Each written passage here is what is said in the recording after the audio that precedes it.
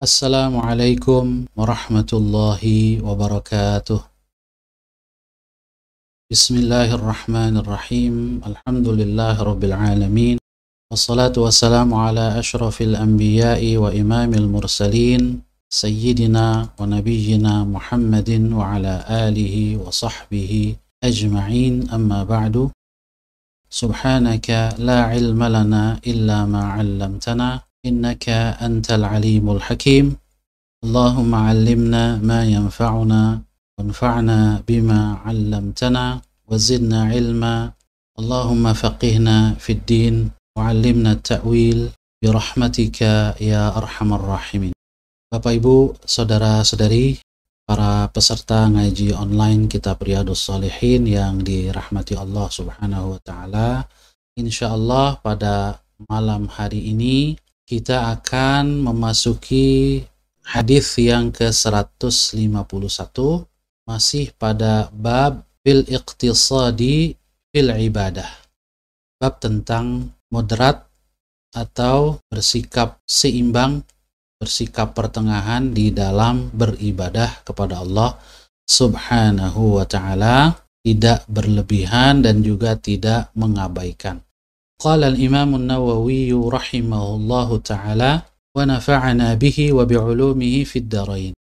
Berkata al-Imam an-Nawawi, wa an Abi Rib'iyyin Hanzalah bin Rabi'i al-Usayyidi al-Katib ahadi kuttabi Rasulillah sallallahu alaihi wasallam qala.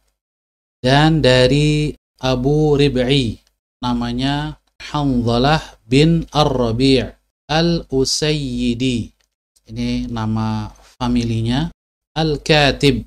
Beliau juga punya gelar Al-Katib, yaitu penulis atau juru tulis Rasulullah sallallahu alaihi wasallam, karena beliau merupakan ahadi kuttabi Rasulillah sallallahu alaihi wasallam, salah seorang sahabat yang ditugaskan oleh Rasulullah sallallahu alaihi wasallam untuk menjadi juru tulis beliau. Wabil khusus tentu saja menuliskan, mencatat wahyu yang diturunkan kepada Rasulullah sallallahu alaihi wasallam. Qala, beliau berkata, laqiyani Abu Bakrin radhiyallahu anhu. Satu hari Abu Bakar menemui saya. Faqala, di mana beliau berkata, kaifa anta ya Hanzalah? Bagaimana kabarmu wahai Hanzalah? Qultu, maka aku menjawab, aku berkata, nafaqa Hanzalah. Hanzalah telah menjadi orang munafik. Qala, maka Abu Bakar Siddiq kaget, kemudian mengatakan, subhanallahi ma taqul. Maha suci Allah, apa yang kamu katakan itu? Apa yang menyebabkan kamu menyatakan bahwa dirimu telah menjadi orang munafik? Qultu, maka aku pun menjawab, nakunu inda Rasulillahi sallallahu alaihi wasallam yudzakkiruna bil jannati wan nar ka'anna ra'ya 'ainin. فإذا خرجنا من عند رسول الله صلى الله عليه وسلم عافسنا الأزواج والأولاد والضيعات نسينا كثيرا.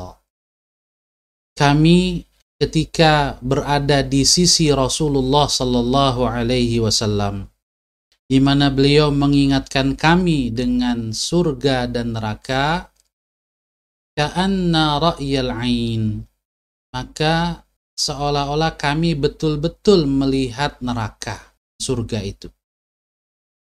Fa idza kharajna min 'indi Rasulillah sallallahu alaihi wasallam, tapi ketika kami keluar, berpisah dari sisi Rasulullah sallallahu alaihi wasallam, keluar dari majlis Rasulullah sallallahu alaihi wasallam, afasnal azwaja wal aulada wad dhai'at, di mana kami kembali bercengkrama dengan istri dan anak-anak dan melakoni berbagai pekerjaan kami, berinteraksi dengan harta benda, nasina kathiran, kami menjadi banyak lupa.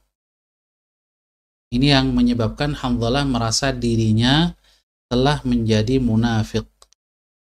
Maka mendengar penjelasan Hanzalah ini, qala Abu Bakrin radhiyallahu anhu. Abu Bakar pun berkata, semoga Allah meridhai beliau, fa wallahi inna lanalqa mithla hadza. Demi Allah, kami juga merasakan hal yang sama dengan yang ini.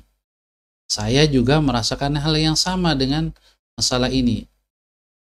Walaupun mungkin dengan derajat yang berbeda. Karena Abu Bakar kita tahu adalah sahabat Rasulullah sallallahu alaihi wasallam yang paling kuat imannya, yang paling bertakwa kepada Allah Subhanahu wa taala setelah Rasulullah sallallahu alaihi wasallam. Dan juga tentu saja ini dan sikap keduanya ini menunjukkan ketawaduan, ya, sikap rendah hati. Maka kata Hanzalah melanjutkan kisahnya, fantalaqtu ana wa Abu Bakrin. Maka saya dan Abu Bakar pun berangkat menuju rumah atau menemui Rasulullah sallallahu alaihi wasallam. Hatta dakhalna ala Rasulillahi sallallahu alaihi wasallam. Sehingga kami pun masuk menemui Rasulullah sallallahu alaihi wasallam. Faqultu, maka setelah berada di hadapan beliau, aku berkata, nafaqa Hanzalatu ya Rasulullah. Hanzalah telah menjadi munafik ya Rasulullah. Faqala Rasulullah sallallahu alaihi wasallam. Maka Rasulullah sallallahu alaihi wasallam bersabda, wa ma dzaka? Apa yang kamu katakan itu? Apa sebabnya? Maka Hanzalah kemudian mengulangi apa yang telah beliau sampaikan kepada Abu Bakar. Qultu ya Rasulullah, nakunu indaka tudzakkiruna bin nari wal jannah ka'anna ra'yal 'ain. Fa idza kharajna min 'indika عافسنا الأزواج والأولاد والضيعات نسينا كثيرا. Ya Rasulullah, ketika kami berada di sisimu, engkau mengingatkan kami dengan neraka, dengan surga, maka seolah-olah kami betul-betul melihatnya dengan mata kepala kami. Tetapi ketika kami keluar, berpisah dari sisi engkau, bergaul kembali dengan istri dan anak-anak, dan berinteraksi dengan harta benda, dengan pekerjaan, perniagaan, kami pun banyak lupa.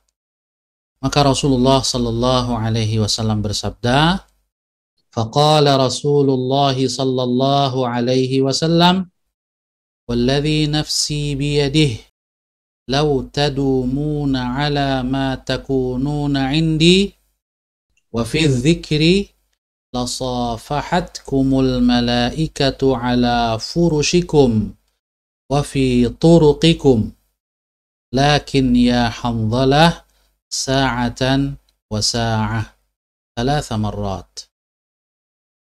Demi zat yang jiwaku berada di tangannya, berada di dalam kekuasaannya, andai kalian terus-menerus persis seperti kondisi kalian ketika bersamaku, dan terus-menerus ingat Allah, ingat akhirat, ingat surga dan neraka, sama seperti kalian sedang zikir, khusyuk dalam zikir, lasafahatkumul malaikah. Kalau itu yang terjadi, maka pasti kalian akan disalami oleh para malaikat. Malaikat akan mendatangi kalian dan bersalaman dengan kalian. Ala furushikum, di tempat-tempat tidur kalian, di tempat istirahat kalian. Wa fi turuqikum, dan juga mereka akan menyalami kalian di jalan-jalan yang kalian lewati. Artinya, ya kalian tidak ubahnya seperti malaikat, atau kalian sudah jadi malaikat kalau seperti itu. Tidak berubah kondisi hati kalian sama sekali antara ketika sedang bersamaku dan ketika tidak lagi bersamaku. Lalu kata Rasul, lakin ya Hanzalah, akan tetapi wahai Hanzalah, sa'atan wa sa'ah. Ada saatnya dan juga ada saat yang lain. Maksudnya adalah ada saatnya untuk memang harus khusyuk, full mengingat Allah Subhanahu wa taala, dan memang ada saatnya kalian harus memenuhi hajat hidup kalian, bekerja, makan, minum, dan memang tidak akan sama kondisi ingat kalian kepada Allah saat beribadah, saat bersamaku dengan saat yang lain. Yang penting tidak hilang sama sekali. Rasul mengatakan ini thalatha marrat, 3 kali. Rawahu Muslim. Hadis ini diriwayatkan oleh Al-Imam Muslim. Kemudian Al-Imam An-Nawawi menambahkan sedikit tambahan penjelasan. Qauluhu, kata beliau, perawi ini yaitu sahabat Rasul yang kunyahnya adalah Abu Rib'i. Ini Rib'i, beliau menjelaskan cara membacanya yaitu bikasrir ra. Ra-nya kasrah, Rib'i. Jadi bukan Rob'i atau Rub'i, tapi Rib'i. Kemudian juga beliau menjelaskan Al-Usayyidi wal Usayyidi bidhammil hamzati wa fathis sin, dengan hamzah atau alifnya dhammah u, kemudian sinnya fathah. Wa ba'daha ya'un maksuratun musyaddadah. Setelah itu huruf ya yang berbaris kasrah dan tasydid. Usayyidi, Al-Usayyidi. Wa qawluhu, dan juga ungkapan Hanzalah ya yang mengadu kepada Rasul, afasna. Afasna huwa bil aini was sinil muhmalatain, yaitu dengan ain dan sin. Maknanya adalah ay alajna wa la'abna. Kami berinteraksi atau bermain-main, bersenda gurau dengan istri dan anak. Wad-dhai'at, yang dimaksud dengan dhai'at yaitu al-ma'ayish, berbagai bentuk pekerjaan atau penghidupan kami dalam mencari nafkah dan mencari rizki. Sebelum kita lanjutkan kepada penjelasan hadis, kita lihat dulu sekilas profil Hanzalah ini yang meriwayatkan hadis ini atau yang menjadi tokoh hadis ini. Beliau adalah Abu Rib'i. Ini kunyahnya. Namanya adalah Hanzalah bin Ar-Rabi' bin Sayfi bin Rabah At-Tamimi Al-Usayyidi Al-Katib. Jadi beliau ini salah satu penulis wahyu atau juru tulis Rasulullah sallallahu alaihi wasallam. Walaysa huwa Hanzalata ghasilal malaikah. Dan dia bukan Hanzalah yang punya gelar hamba yang dimandikan oleh malaikat, yaitu Hanzalah yang wafat atau mati syahid di perang Uhud. Baru saja menjadi pengantin baru dalam keadaan junub, lalu ikut panggilan jihad perang Uhud, kemudian mati syahid, sehingga kemudian malaikat yang memandikannya, sehingga diberi gelar ghasilul malaikah. Bukan ini. Jadi ini Hanzalah yang berbeda lagi. Kalau Hanzalah yang meriwayatkan hadis ini adalah Hanzalah bin Ar-Rabi'. Sementara Hanzalah yang diberi gelar ghasilul malaikah adalah fa'innahu ibnu Abi Amir, Hanzalah bin Abi Amir, alladhi istushhida yawma Uhud, mati syahid di perang Uhud. Sementara Hanzalah yang meriwayatkan hadis ini adalah Hanzalah bin Rabi' dan wafatnya di masa pemerintahan Khalifah Muawiyah bin Abi Sufyan. Syahidal Qadisiyah. Hanzalah bin Ar-Rabi' ini termasuk yang ikut dalam pertempuran Al-Qadisiyah di masa pemerintahan Umar bin Khattab di bawah komando Sa'ad bin Abi Waqqas radhiyallahu anhu. Wa tuwfiya fi khilafati Muawiyah bin Abi Sufyan sanata 52 ghaziyan bil Qastantiniyah. Hanzalah ini wafat di masa kekhilafahan Muawiyah bin Abu Sufyan, yaitu sekitar tahun 52 Hijriah, dalam keadaan menjadi salah satu pasukan yang bertempur untuk menaklukkan Konstantinopel, ibu kota Romawi Timur, Istanbul di Turki. Dulu disebut dengan Konstantinia atau Konstantinopel, ibu kota dari Imperium Romawi Timur. Kemudian ruwiyalahu an Rasulillah sallallahu alaihi wasallam thalathatu ahadits.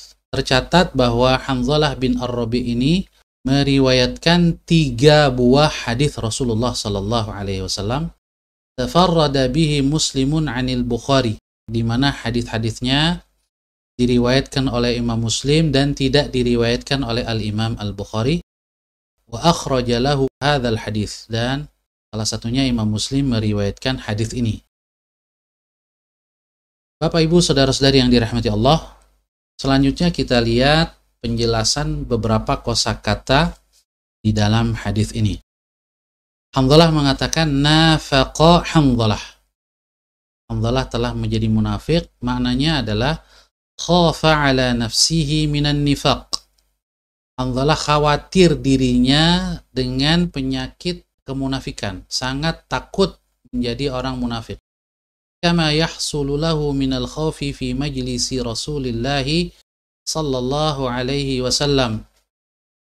Karena dia merasa rasa takutnya berkurang ketika bertemu dengan Rasulullah SAW, ada di majlis Rasul, ingatnya kepada akhirat begitu kuat, tapi setelah itu kok menjadi berkurang. فَإِذَا خَرَجَ اشْتَغَلَ بِمَتَاعِ الدُّنْيَا وَذَهَبَ عَنْهُ الْخَوْفِ. Ketika sibuk dengan urusan dunia, rasa takutnya seperti hilang. Nah, ini tentu saja manusiawi, dialami oleh seluruh manusia karena manusia bukanlah malaikat. Dan ini juga menunjukkan sikap tawadhu para sahabat Rasulullah sallallahu alaihi wasallam, bahwa ketika berbicara kemunafikan, bertemu dengan ayat-ayat tentang orang-orang munafik atau mendapatkan hadis-hadis tentang orang-orang munafik, mereka tidak membayangkan orang lain, tidak menuduh orang lain yang punya sifat-sifat yang disebutkan oleh ayat dan hadis tersebut. Tapi mereka selalu merasa bahwa ayat-ayat dan hadis-hadis tersebut ditujukan kepadanya, sehingga mereka sangat takut menjadi orang-orang munafik. Wa aslun nifaqi izharu ma yaktumu khilafahu minasyarri. Atau wa aslun nifaqi izharu ma yuktamu khilafuhu minasyarri. Makna kata nifaq pada dasarnya adalah menampakkan sesuatu yang tidak sama dengan yang ada di dalam jiwa atau di dalam hati.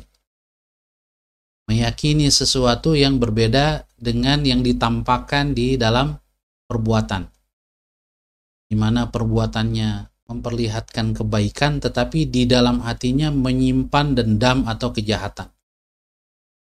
Kalau kemunafikan dalam akidah berarti menampakkan keimanan tapi di dalam hatinya menyimpan kekafiran. Jadi imannya palsu, pura-pura saja. Kemudian juga ad-dhai'at. Ad-dhai'at ini jam'u dhai'ah, bentuk plural. Tunggalnya adalah dhai'ah. Wa huwa ma'asyur rajuli min hirfatin aw malin aw sina'ah. Maknanya adalah penghidupan seseorang, baik itu berupa keahlian tangan, kemudian juga harta atau pekerjaan secara umum. Ini disebut dhai'ah atau dhai'at. Lalu Rasulullah SAW di ujung hadis mengatakan walakin ya Hanzalah sa'atan wa sa'ah. Maksudnya adalah wahai Hanzalah, yang harus kamu perhatikan adalah harus ada sa'ah, satu saat atau satu waktu yang kamu sediakan li ada'il ubudiyah, untuk menunaikan hak-hak Allah, tapi juga wasa'atan, Ada waktu untuk lil qiyami bima yahtajuhul insan, menunaikan pekerjaannya untuk memenuhi kebutuhannya. Bahkan itu juga adalah kewajiban. Dan itu di dalam Islam bisa menjadi bernilai ibadah kalau kita niatkan dalam rangka mencapai ridha Allah Subhanahu wa taala dan dilakukan dengan cara-cara yang benar, yang tidak haram. Selanjutnya, fawaidul hadis. Faidah hadis ini yang pertama, al-insanu wasatun baina alamayil malaikati wasyayatin. Manusia itu memang makhluk yang pertengahan, berada di antara dunia malaikat dan dunia setan. Artinya, malaikat itu makhluk yang full taat kepada Allah, sama sekali tidak ada keinginan untuk memenuhi hawa nafsunya, karena memang tidak diberikan hawa nafsu. Dan juga manusia bukanlah setan yang menjadi makhluk yang memperturutkan hawa nafsu, senantiasa menentang Allah Subhanahu wa ta'ala. Tapi manusia pertengahan.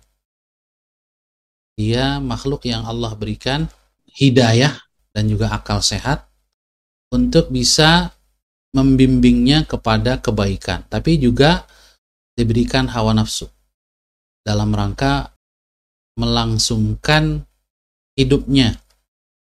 Jenis manusia ini perlu keberlangsungan hidup, oleh karena itu perlu berkembang biak. Untuk berkembang biak perlu lawan jenis, perlu hubungan dengan lawan jenis. Dan oleh Islam kemudian dilembagakan, disahkan melalui pernikahan. Dan melarang hubungan dengan lawan jenis di luar pernikahan. Zina, apalagi penyimpangan seksual, maka diharamkan. Jadi manusia itu pertengahan. Dan manusia itu memang bisa bersalah dan berdosa. Yang kedua, faidah hadis ini, ad-dawamu ala dzikri wal muraqabati wa adamul futuri an dzalik min khawasil malaikah. Bahwa terus-menerus mengingat Allah, terus-menerus muraqabah, selalu merasa diawasi oleh Allah, selalu merasa dekat dengan Allah, dan sama sekali tidak melemah perasaan itu, tidak ada fluktuasinya, konsisten betul, seperti garis lurus. Itu min khawasil malaikah, termasuk kekhususan malaikat. Nggak mungkin manusia bisa seperti itu. Allah sebutkan tentang malaikat, la ya'sunallaha ma amarahum. Mereka tidak pernah bermaksiat, tidak pernah melakukan dosa, tidak pernah melanggar perintah Allah. Wa yaf'aluna ma yu'marun. Mereka selalu melaksanakan perintah Allah. Dan tidak pernah kendor. Malaikat yang diciptakan bertasbih, ya dari diciptakan sampai selama-lamanya ya bertasbih saja. Dan tentu saja manusia tidak demikian. Yang ketiga, alal aqili an yakuna lahu sa'at. Yang penting bagi kita sebagai manusia yang beriman, yang berakal sehat adalah kita memiliki pembagian atau manajemen waktu yang baik. Ada sa'atun yunaji fiha rabbah. Kita harus punya waktu di mana waktu itu kita gunakan khusyuk, serius untuk bermunajat kepada Allah, berkomunikasi dengan Allah, berhubungan dengan Allah melalui salat, melalui doa, melalui zikir dan lain-lain. Ini harus ada waktu-waktu itu setiap hari. Kemudian wasa'atun yuhasibu fiha nafsah. Ada waktu di mana kita memuhasabah diri kita, menghitung-hitung amal baik dan amal buruk kita. Amal baik kita bersyukur kepada Allah, dan amal buruk kita mohon ampun kepada Allah, beristighfar. Kemudian juga wasa'atun yufakkiru fiha fi sun'illah.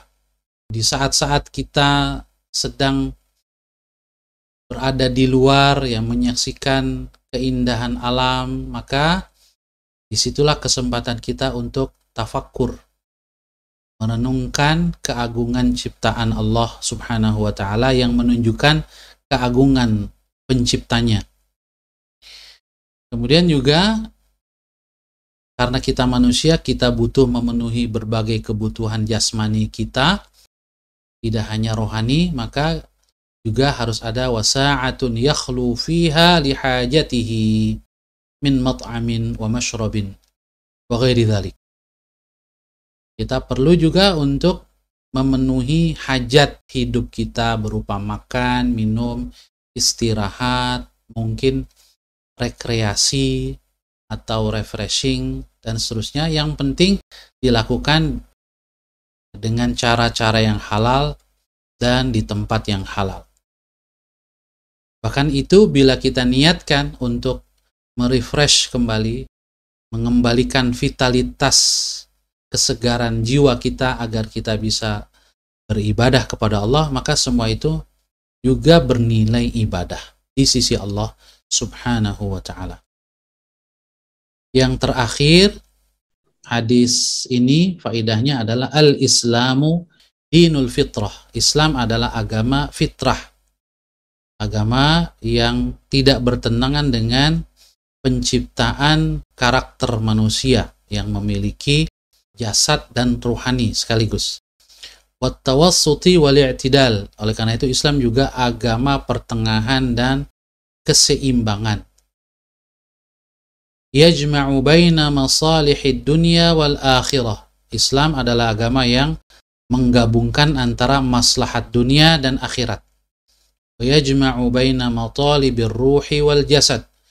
Juga menggabungkan antara tuntutan rohani dan tuntutan atau kebutuhan jasad. Tidak mengabaikan salah satunya, apalagi kedua-duanya.